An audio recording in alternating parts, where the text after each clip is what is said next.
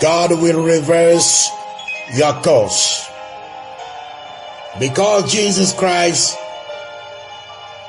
already paid the price on the cross.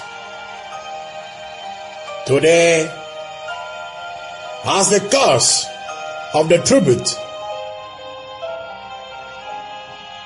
of Reuben was reversed by the word anointed through the mouth of Moses, today God will reverse your curse by the blood of the Lamb of God, Jesus Christ of Nazareth. Blessed be the name of the Lord. My name is Melchizedek, the Mashiach, prophet according to the will of God. L'Éternel des armées va renverser vos malédictions. Et sur vous, il va faire pleuvoir des bénédictions incommensurables, des grâces immensement incroyables, pour que vous puissiez non pas se croire en lui, mais demeurer en lui par le biais de ce grand sacrifice qu'il a déjà opéré au Golgotha. Beaucoup aujourd'hui sont sur la malédiction qu'ils n'ont pas héritée. Beaucoup d'entre nous, nous sommes conduits par une force invisible qui nous amène là où nous ne voulons pas être. Cette force invisible, c'est la malédiction que nous avons héritée de nos ancêtres. Mais aujourd'hui, comme un prophète est venu changer la tribu de Ruben, aujourd'hui votre malédiction sera échangée en bénédiction au nom de Jésus-Christ de Nazareth. Vous qui écoutez ma voix en ce moment, vous qui me lisez à travers les livres, sachez que même nous-mêmes, parfois nous nous maudissons à travers des paroles que nous sortons. Nous maudissons nos enfants à travers des injures que nous infligeons. Mais c'est quoi une malédiction? Une malédiction sont des incantations ou des paroles néfastes qui ont une influence sur le devenir d'un être. Les premiers hommes, Adam et Ève, sont ceux qui ont inauguré la malédiction. Souvent la malédiction vient dans la désobéissance. Quand nous désobéissons, la malédiction apparaît. Dieu a averti Adam et Ève qu'ils ne devaient pas manger l'arbre de la connaissance du bien et du mal. Sinon ils mourront. Dans Genèse 2, verset 17. Sinon ils mourront. Sinon ils mourront. C'est ça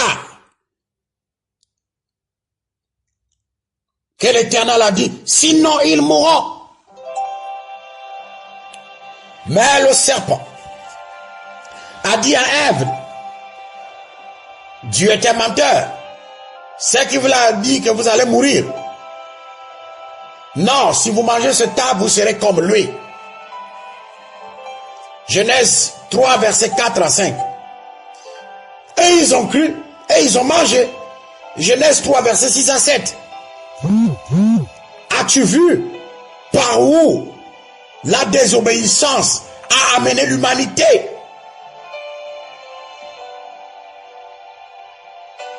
Si Adam et Ève croyaient véritablement en Dieu et n'avaient pas désobéi, nous ne devons pas aujourd'hui mourir. Nous devons plutôt vivre dans l'abondance de la vie, dans l'abondance de la joie, dans la magnifique et douce communion avec notre Père Céleste. S'ils avaient cru en Dieu avec tout leur cœur. Mais ils ont écouté les propres attendements, comme nous dit Proverbe 3, verset 5. Et cet attendement a ouvert à l'horreur du monde. Leurs yeux se sont ouverts et ont commencé à voir certaines choses. Et Dieu a prononcé une malédiction sur eux. Dans Genèse 3, verset 17 à 19. Et en ce moment, la mort est rentrée dans le monde. Mais Dieu étant bon, qu'il a tant aimé le monde, qu'il a envoyé son Fils unique, Jésus-Christ de Nazareth, afin que quiconque croit en lui ait la vie éternelle. Jésus-Christ a dit, je suis la résurrection et la vie. Il veut dire par là, je suis celui qui reverse la malédiction en bénédiction. Aujourd'hui, Christ nous donne la capacité de nous racheter par son sang, par sa vie, comme nous le dit 1 Corinthiens 15, verset 22. Il est venu pour porter nos iniquités. Il est venu pour porter nos humiliations, comme 1 Pierre 2, verset 24 le dit. Jésus-Christ est celui qui réverse nos malédictions pour tous ceux qui croient en lui et en son Père, Dieu Tout-Puissant. Je voudrais vous dire, il n'y a pas que les malédictions que nous ont léguées nos parents. Il y a des malédictions que nous-mêmes, nous sommes affligés. Souvent, nous avons l'habitude de le parler et sans le savoir, ces malédictions ont une portée. Lorsque tu dis à ton enfant, tu ne réussiras jamais, c'est une malédiction. Lorsque tu dis à quelqu'un, tu ne changeras jamais, c'est une malédiction. Lorsque tu dis à un enfant, tu ne réussiras jamais comme ton père ou comme ta mère, ce sont des malédictions. Lorsque tu dis, avec cette habitude, tu ne trouveras jamais un homme pour te marier, ça c'est une malédiction. Lorsque tu dis à quelqu'un, je te souhaite, j'ai cru que tu étais mort, c'est une malédiction. Lorsque tu dis à quelqu'un, je ne souhaitais pas que tu sois né, c'est une malédiction.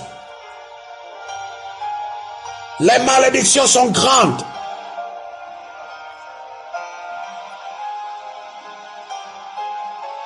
Mais tu dois comprendre une chose. En réalité, la malédiction n'a pas l'impact pour celui qui croit. Personne ne peut te maudire si ce n'est avec la permission de Dieu. Comme Nombre 22, verset 12 nous le dit. 38, verset 23 nous le dit. Et 20, verset 23, il nous dit. Si tu es un enfant de Dieu, tu es béni. Quelles que soient les malédictions qu'on versera dans ta vie, elles n'auront pas d'impact sur ta vie. Parce que la bénédiction de Dieu est plus importante que la malédiction de l'homme. Par la croix, Jésus-Christ nous a rachetés. Dieu nous a mis pour recevoir les bénédictions. Et Dieu nous protège. Il nous venge. Mais nous-mêmes, parfois, nous sommes à l'origine de nos malédictions.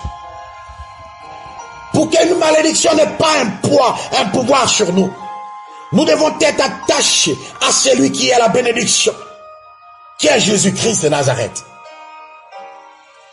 Mais la malédiction est la résultante de la désobéissance. Parce que lorsque nous désobéissons, nous tombons dans le jugement de la malédiction. Et en ce moment, cette malédiction nous poursuit. Puisque lorsque nous désobéissons, Dieu ne protège plus.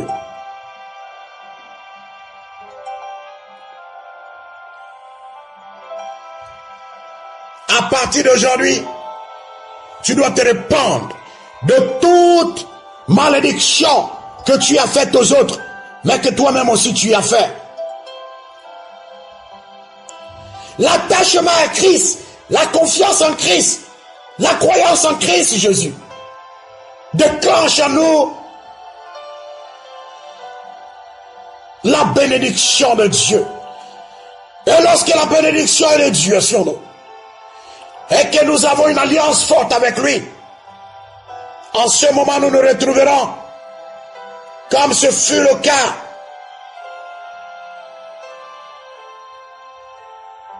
avec Baal. Là, en ce moment, nous rentrons dans la promesse. Celui qui te maudit sera maudit, celui qui te bénit sera béni.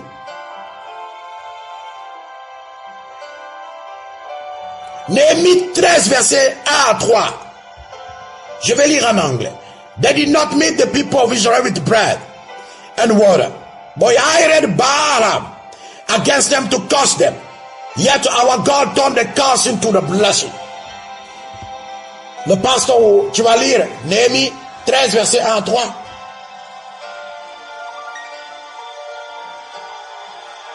Aujourd'hui, je te dis, si tu écoutes ma voix, l'Éternel des armées va tourner ta malédiction en bénédiction.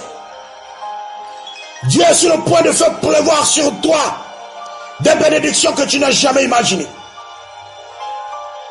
En faisant cette alliance avec lui, je t'assure, ce sera plus une douche de bénédiction, mais ce sera un flot, une source de bénédiction que tu seras. Tu es béni et personne ne peut te maudire, sinon lorsque toi-même tu acceptes d'être maudit. Parce que je vous ai énuméré certains mots. Ces mots aujourd'hui sont la cause de vos malédictions. Mais il y a aussi quelque chose qui te met sur le joug de la malédiction. Lorsque tu refuses de pardonner ceux qui t'ont offensé. En pardonnant ceux qui t'ont offensé, tu relâches le pouvoir de la malédiction sur toi. Tu as besoin de pardonner celui qui t'a offensé. Sinon la malédiction subsistera sur toi. Et le salaire de la malédiction, c'est la mort, la dépravation. Tu as un mot à dire. C'est d'accepter de pardonner et de le faire. Un chrétien de renaissance devait seulement être une source de bénédiction. Comme James 3, je vais dire Jacques 3, versets 8 à 11, 4 à 11, le dit. Parlez malédiction, parlez des paroles odieuses, des paroles de malédiction. C'est un caractère des non-croyants ou des chrétiens traditionnels, comme un Pierre 2, verset 12, 3 à 16 nous le dit. Si tu es un chrétien de renaissance, tu ne maudiras point.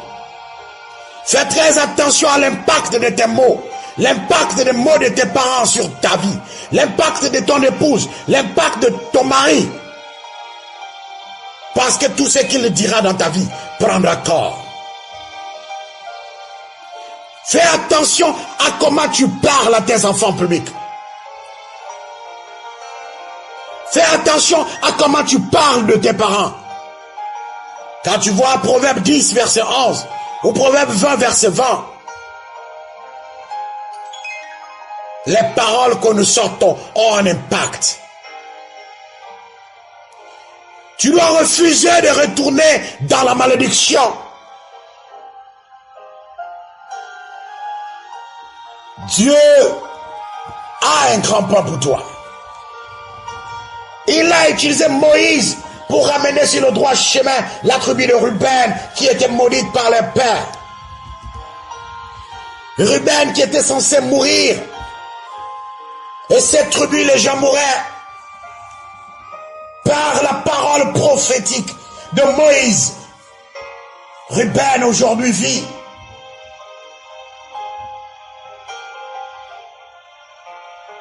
Jabez était maudit par le nom qu'il portait. Ce nom qui transfigurait la douleur, qui transfigurait le malheur. Ce nom qui lui avait été donné par sa mère à cause des circonstances dans lesquelles il vivait. Mais Dieu a réversé sa malédiction. Aujourd'hui, l'Éternel des armées te dit, abandonne-toi à ma volonté.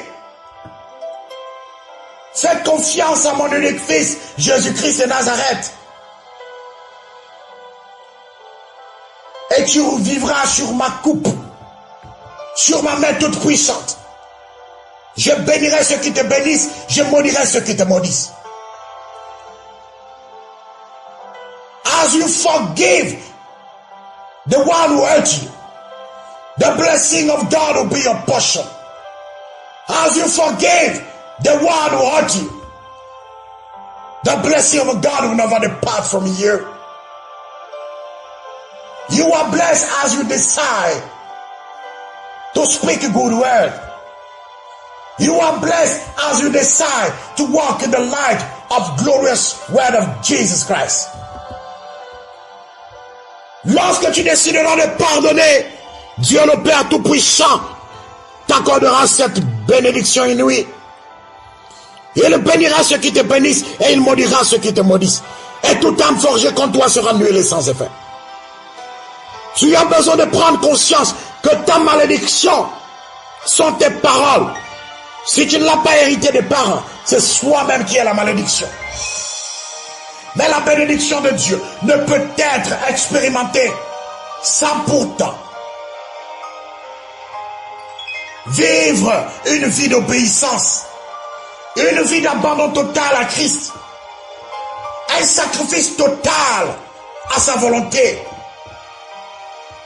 Et lorsqu'il fera une alliance avec toi, cette alliance t'amènera non pas les rayons de bénédiction, mais tu seras un soleil de bénédiction. Un soleil qui éclairera le jour. Une lune qui éclairera la nuit. Et les gens pourront voir que tu es soleil de bénédiction et lune de grâce. Ceci, tu te dis, tu brilleras pendant la journée. Et tu brilles, tu illumineras pendant la nuit. Les bénédictions de Dieu sont intarissables. Sans une alliance solide avec Dieu, tu n'es pas prêt à t'éloigner des malédictions. Le plus grand fardeau qui envahit l'Afrique, c'est que nous sommes maudits par les paroles de Dieu que nous confessons. Parce que nous confessons ce que nous ne connaissons pas. Nous confessons ce que nous ne croyons pas. Et cela, nous ramassons des malédictions que nous ne comprenons pas. Combien d'entre vous aujourd'hui écoutez la voix de Dieu et quittez ici pour aller critiquer, quittez ici pour aller chez les marabouts? Mais ce prophète, il raconte n'importe quoi.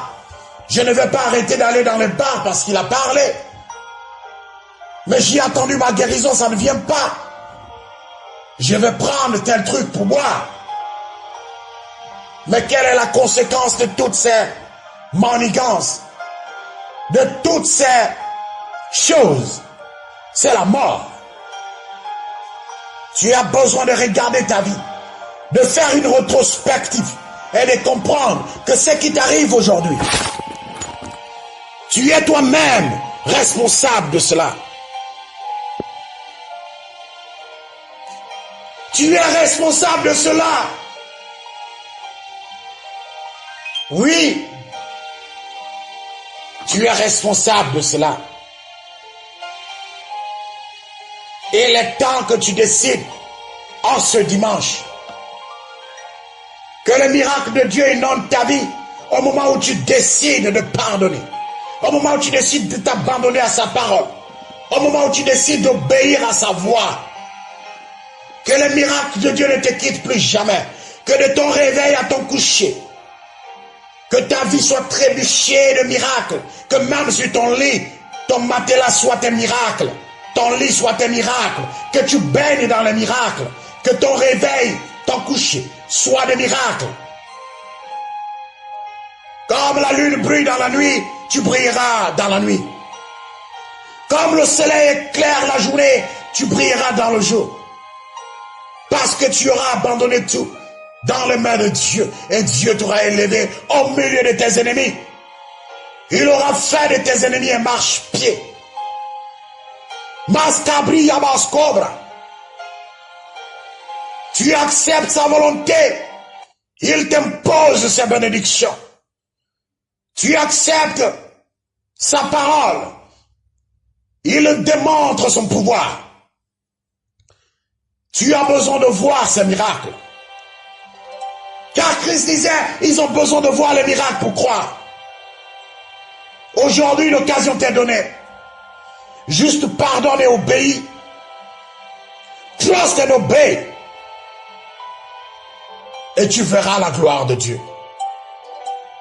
Do you believe in God's miracle?